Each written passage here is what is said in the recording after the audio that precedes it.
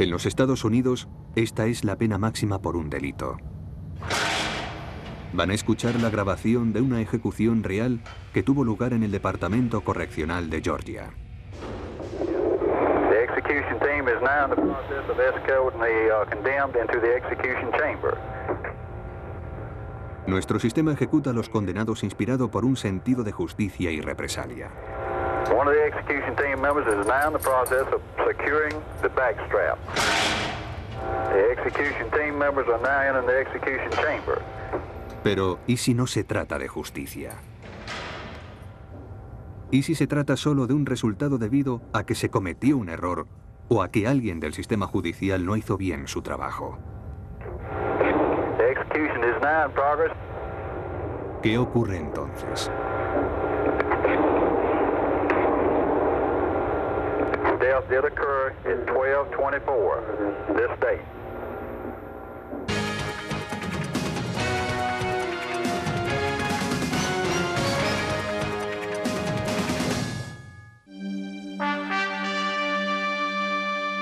La pena de muerte a juicio. Capítulo 1. Las primeras grietas reveladoras salieron a la luz en los años 90 en uno de los lugares más sagrados de los Estados Unidos, las salas de los tribunales, donde la corrupción y los errores impropias de ese lugar llevaron a condenas erróneas en casos sancionados con la pena de muerte.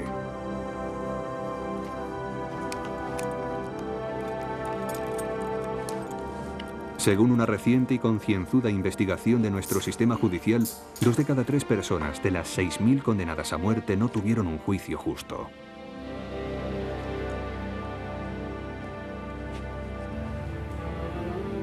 Aún más alarmantes que los números son los motivos.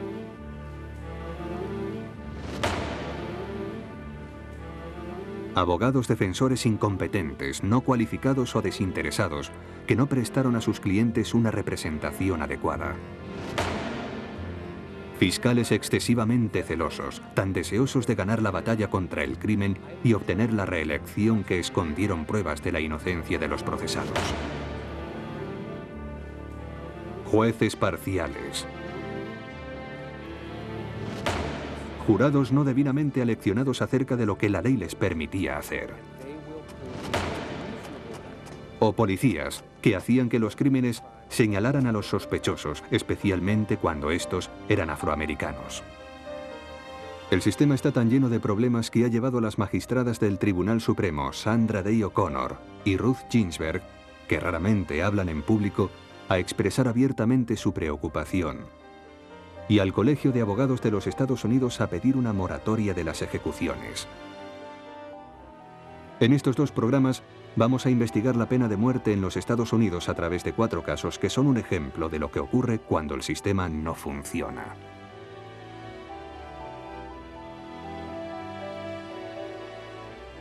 Tommy Ziegler le tocó un juez que posiblemente tenía prejuicios. Joe Lee Kai tuvo la mala suerte de que le asignaran un abogado defensor incompetente. El caso de Leroy Orange, que tiene que ver con la falta de ética profesional de la policía, y el de Charles Mansey, con fallos en su proceso judicial.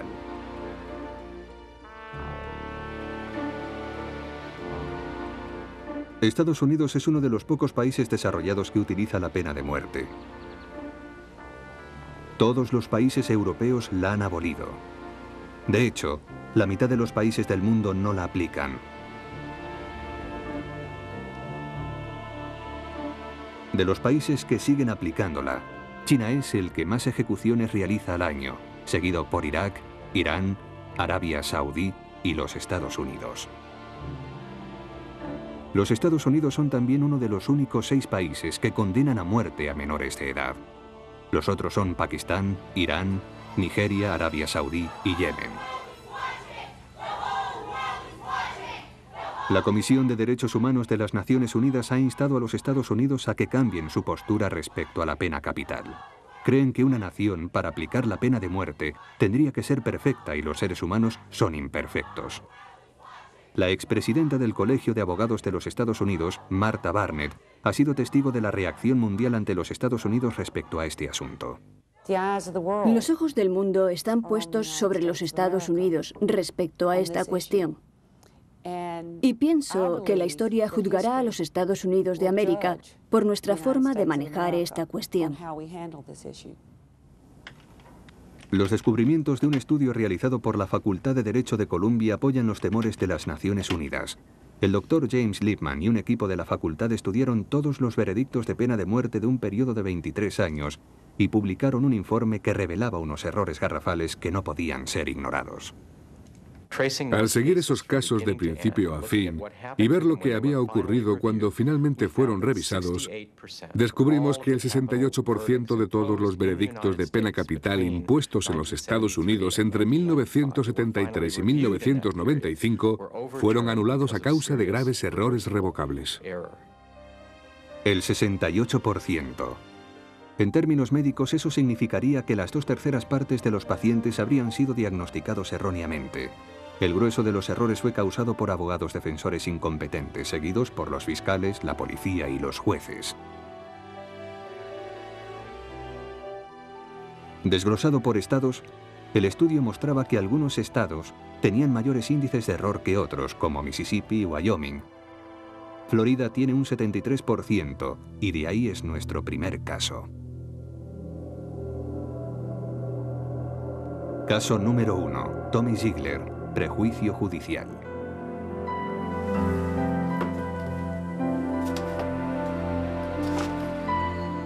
En 1975, Tommy Ziegler era un millonario con pocas preocupaciones. Un año más tarde estaba aquí en el corredor de la muerte del Instituto Correccional de la Unión, acusado de asesinar a 4 personas, incluidas su esposa y sus suegros. Cuando todo empezó, la madre de Ziegler coleccionó estos recortes. Todo comenzó en la Nochebuena de 1975, cuando la policía recibió una llamada para acudir a la tienda de muebles de Ziegler. Su mujer, Eunice, sus padres y un cliente habitual, Charlie Mays, estaban muertos. Tommy Ziegler estaba vivo, con una herida de bala en el abdomen. Ziegler dijo que habían sido víctimas de un intento de robo. Durante la vista del caso se producirían varios giros inesperados. Se harían preguntas acerca de cómo se realizó la investigación y de la fiabilidad de los testigos. Luego, finalmente, el centro de atención se desplazaría al proceso y a un juez que podría haber tenido prejuicios. El juez Maurice Paul fue asignado al caso. Él y Ziegler se conocían. Recientemente habían actuado en bandos opuestos como testigos de un acalorado caso en torno a un permiso para la venta de bebidas alcohólicas. Solo unos meses más tarde, Ziegler sería juzgado por Paul, acusado de asesinato. Hablamos con Ziegler sobre su caso a través de una mampara de vidrio en el Correccional de la Unión, en cuyo corredor de la muerte lleva 25 años. Desde el primer día se mostró hostil hacia mí. Es difícil de explicar. Es muy difícil de explicar, a menos que uno haya visto lo que ocurrió en aquel tribunal. El abogado defensor de Ziegler, Terry Hadley, le pidió al juez Paul que renunciase al caso y dejara el puesto a otro juez. Mi experiencia en mis 32 años de práctica legal es que si se presenta una petición de recusación, la mayor parte de los jueces, en casi todos los casos, se retirarán con el fin de eliminar cualquier duda sobre el trato justo que recibe el acusado, pero el juez Paul decidió no retirarse. El proceso siguió adelante con el juez Paul presidiendo el tribunal. La acusación presentó primero su alegato. Su teoría era que Ziegler había elaborado un complicado plan para asesinar a su mujer aquella noche en la tienda de muebles. Lo habría hecho por dinero, por 2 seguros de vida, cada uno de ellos por un valor de $250.000. Las otras 3 personas asesinadas aquella noche murieron porque estaban en el lugar y el momento equivocados. Para sustentar su caso, el fiscal del estado llamó a declarar a 72 personas, incluidos 2 hombres, que decían ser testigos de lo ocurrido. La defensa llamó solo a 46 personas para explicar su teoría, que Ziegler y su familia habían sido víctimas de un robo aquella noche. Un robo en el que, dijeron, estaban implicados los 2 testigos principales de la acusación.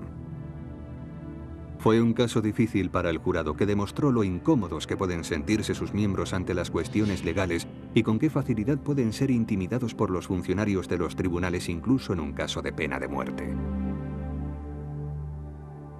Mientras que algunos de ellos miraban al juez en busca de guía, los abogados defensores de Ziegler, Terry Hadley y Vernon Davids cuestionaban su capacidad para ser imparcial.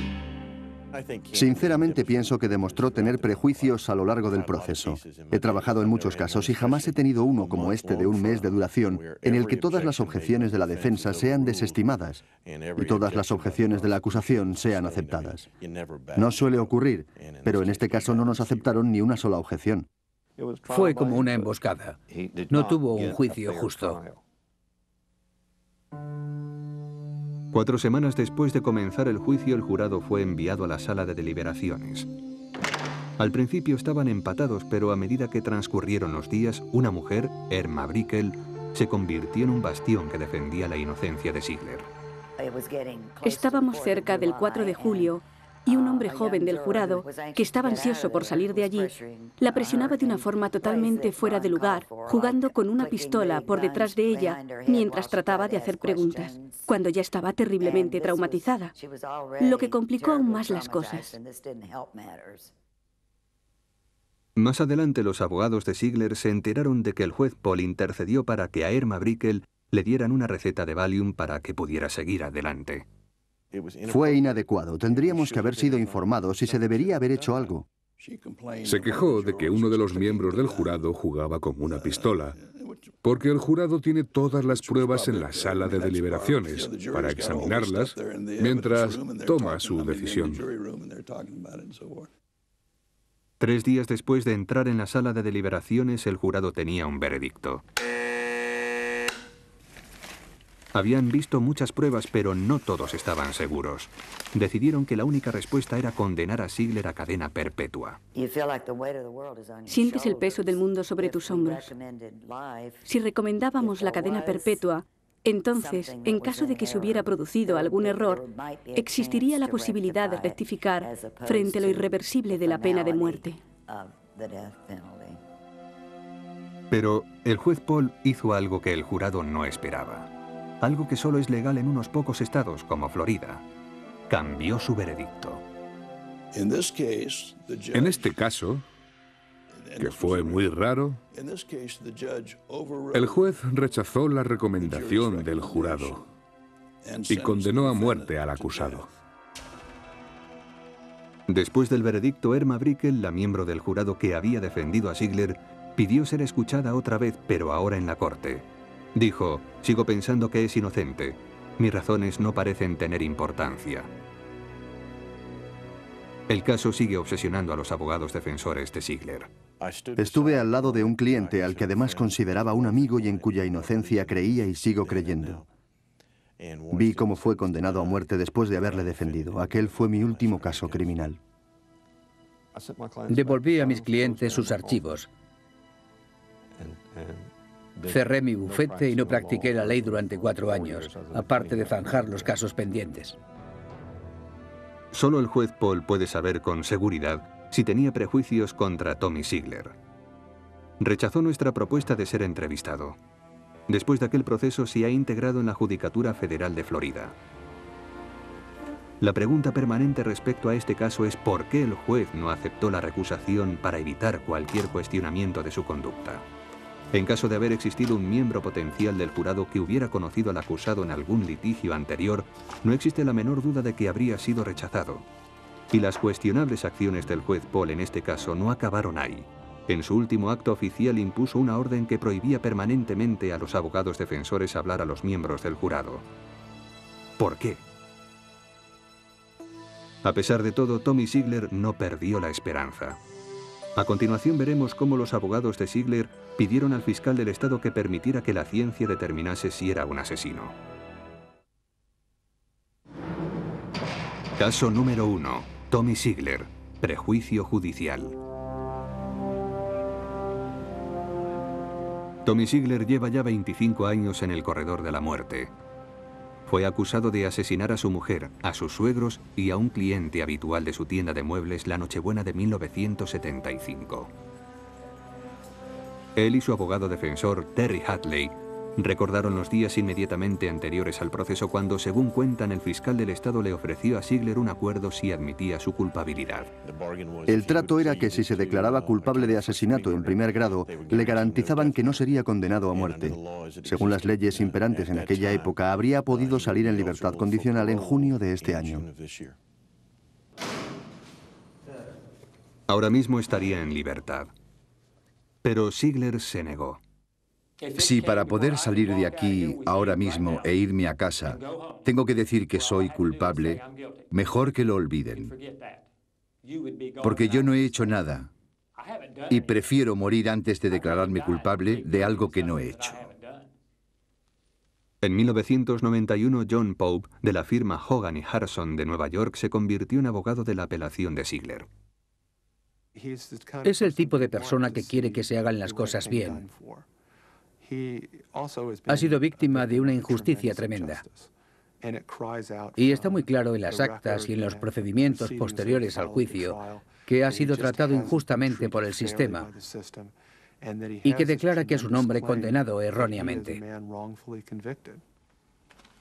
Durante 10 años, Pope y su socio en el caso, Dennis Tracy, han estado tratando de convencer a los tribunales de Florida de que Ziegler no tuvo un juicio justo debido en parte a que el juez tenía prejuicios contra él.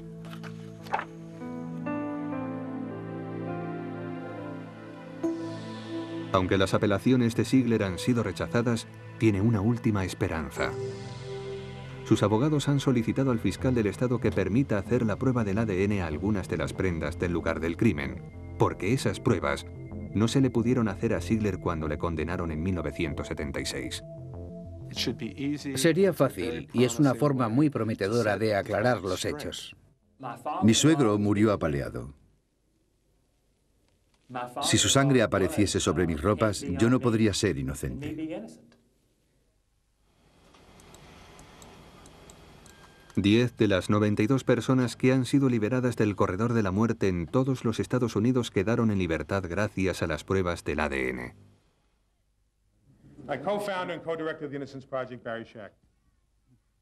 Barry Scheck, del proyecto Inocencia, el más conocido experto en ADN y pena de muerte, ha trabajado en un total de 10 casos.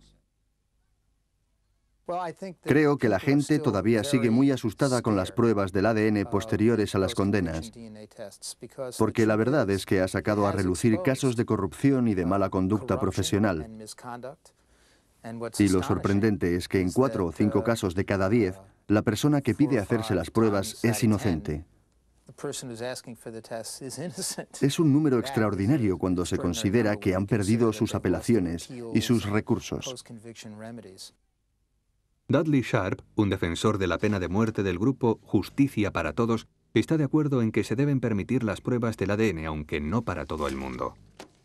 Lo que necesitamos es que las asambleas legislativas, los fiscales y los abogados defensores creen un sistema en el que solo se hagan las pruebas del ADN en aquellos casos en los que sirva para determinar absolutamente la culpabilidad o la inocencia. Hasta 2001, Nueva York e Illinois eran los únicos estados que permitían pruebas del ADN posteriores a la condena. Ahora lo permiten 24 estados y 8 más están considerando permitirlo. Esperando convertirla en ley federal, el senador Pat Leahy presentó al Congreso en el año 2000 la Ley de Protección de la Inocencia, que facilitaría la realización de las pruebas del ADN posteriores a la condena y crearía las pautas de actuación de los abogados en los casos de pena capital. Pero la ley presentada al Congreso aún no ha sido aprobada y es discutible que pueda ayudar a Tommy Ziegler a obtener permiso para la prueba del ADN. En el caso de Ziegler, es evidente que no hay razón para que nieguen el análisis del ADN de la sangre de su camisa. Evidentemente, si la prueba da resultados favorables para él, tendrán que volver a litigar para ver si son pruebas suficientes para anular su condena. Porque si tiene razón respecto al ADN, tal vez tenga razón respecto a otras cosas más. El fiscal del caso, el exfiscal del estado Egan, cree que aunque se permita la prueba del ADN, no se demostrará nada. Pienso que el hecho de que no haya sangre de la víctima en su camisa no es significativo. No creo que sea una circunstancia que justifique un nuevo proceso, porque no es tan concluyente. Es comprensible que los fiscales del caso piensen que las pruebas no significan nada. Pero si es así, ¿por qué ponen impedimentos? No entiendo cómo un fiscal puede poner impedimentos a la obtención de unas pruebas que solo van a apoyarle a él mismo, ni por qué corre el riesgo de que una persona inocente siga encarcelada y pendiente de la pena capital. Mientras la lucha prosigue, Tommy Ziegler espera.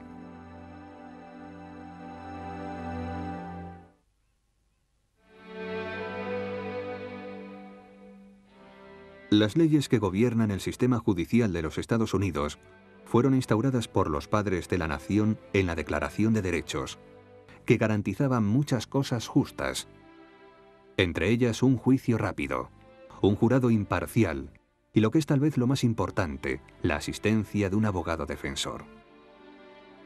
Pero según el Centro de Información de la Pena de Muerte, el 90% de los internos del corredor de la muerte no tienen medios para contratar a sus propios abogados.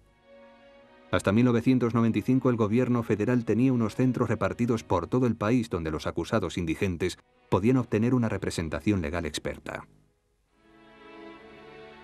Pero las subvenciones federales se cortaron en 1995 y los pobres se quedaron con unos abogados que en la mayoría de los casos eran los menos capacitados para defenderlos. Joe Lee Kai estaba destinado a que le asignaran uno de esos abogados.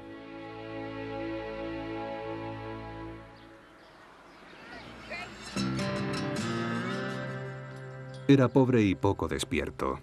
Sus amigos le describen como lento y sumiso. Recuerdo claramente que cuando estábamos en séptimo, los chicos le tiraban monedas de 1 y de 5 centavos y que él se apresuraba a recogerlas porque jamás había tenido nada. Nunca tuvo nada, ¿saben? Así que pedía a los chicos 1 centavo y se reían de él. Esa es una de las historias más tristes que recuerdo de Joe. Brent McCabock y Joe Guy fueron al mismo instituto, pero Guy asistía a las clases de recuperación. Su coeficiente intelectual era de 80, justo por encima del límite de los retrasados mentales. La madre de Joe era adicta a las drogas y al alcohol y pasaba la mayor parte del tiempo fuera de casa. Realmente no estuve presente para ayudarle. Eso me duele mucho, porque sabía que me necesitaba, pero no podía hacer nada. La noche del 23 de marzo de 1993, cuando Joe Lee tenía 21 años, él y otros 2 hombres fueron en coche al supermercado Howell de Plainview, Texas. Era jueves, y ese día los dueños de la tienda siempre tenían mucho dinero para hacer efectivos los cheques de los obreros del vecindario. Uno de los hombres entró en el establecimiento y cogió un bote de detergente para distraer a los dueños. Entonces el otro hombre entró disparando. Joe Guy se quedó fuera. Su papel en el atraco consistía en hacer de centinela. Muy pronto las cosas fueron muy mal. Los ladrones sacaron la caja registradora al exterior, pero no pudieron abrirla. Dentro de la tienda yacía muerto el dueño, Larry Howell, y su madre French estaba herida.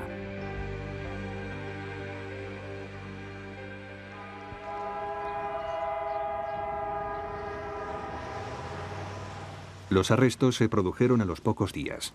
Había testigos que habían visto a los 3 hombres en el lugar del crimen y la policía había encontrado las huellas dactilares de Joe Lee en la caja registradora.